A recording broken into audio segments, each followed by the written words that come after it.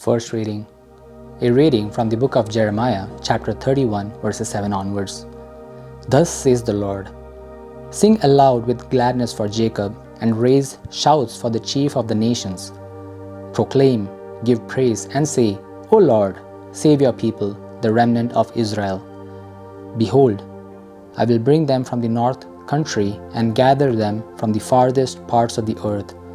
Among them the blind and the lame, the pregnant woman, and she who is in labor, together, a great company they shall return here.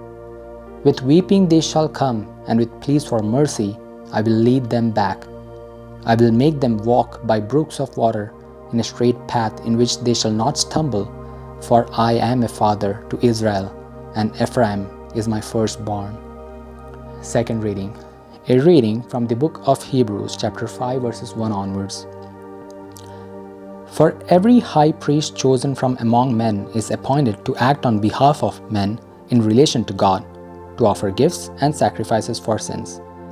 He can deal gently with the ignorant and wayward, since he himself is beset with weakness. Because of this, he is bound to offer sacrifice for his own sins just as he does for those of the people. And no one takes this honor for himself, but only when called by God, just as Aaron was. So also Christ did not exalt himself to be made a high priest, but was appointed by him who said to him, You are my son, today I have begotten you. As he says also in another place, You are a priest forever, after the order of Melchizedek. Third reading. A reading from the Gospel of Mark, chapter 10, verses 46 onwards. At that time, as Jesus was leaving Jericho with his disciples and a great crowd, Bartimaeus, a blind beggar, the son of Timaeus, was sitting by the roadside. And when he heard that it was Jesus of Nazareth, he began to cry out and say, Jesus, son of David, have mercy on me. And many rebuked him, telling him to be silent. But he cried out all the more, Son of David, have mercy on me. And Jesus stopped and said, Call him. And they called the blind man, saying to him, Take heart, get up, he is calling you. And throwing off his cloak, he sprang up and came to Jesus. And Jesus said to him, What do you want me to do for you? And the blind man said to him, Rabbi, let me recover my sight. And Jesus said to him, Go your way, your faith has made you well. And immediately he recovered his sight and followed him on the way.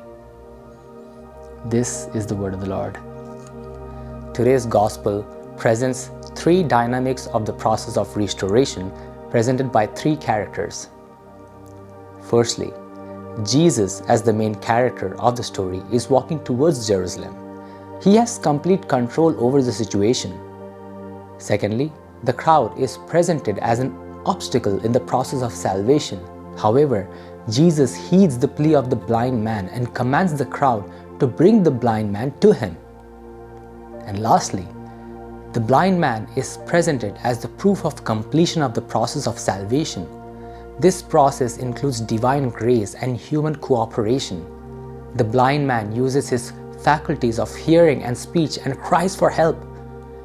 He obeys the suggestions of the crowd. His sight is restored. Today's reflection.